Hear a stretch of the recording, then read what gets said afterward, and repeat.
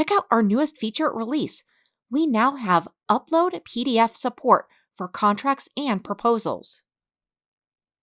Our CRM introduces the ability to upload and customize your own PDF documents, add signature fields, and utilize legal signature capture. Why this matters and how it could help you and your business.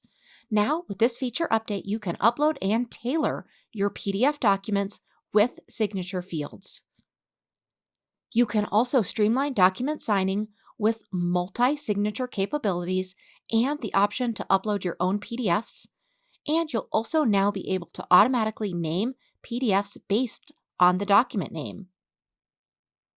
So first, let's go ahead into payments, and then in the upper navigation, go to Documents and Contracts, and go ahead and click Plus New. Now from here, you are going to have the ability in that Plus New area to upload a PDF. So go ahead and click on Upload a PDF. Now this pop-up window is going to show up. You're going to select the PDF and you're going to upload. Now, once this is done, you are going to input the signature or the text elements, and we're going to move forward. What's great is after your PDF is uploaded, the builder is going to automatically open. This is exactly where you're going to be able to add those additional elements.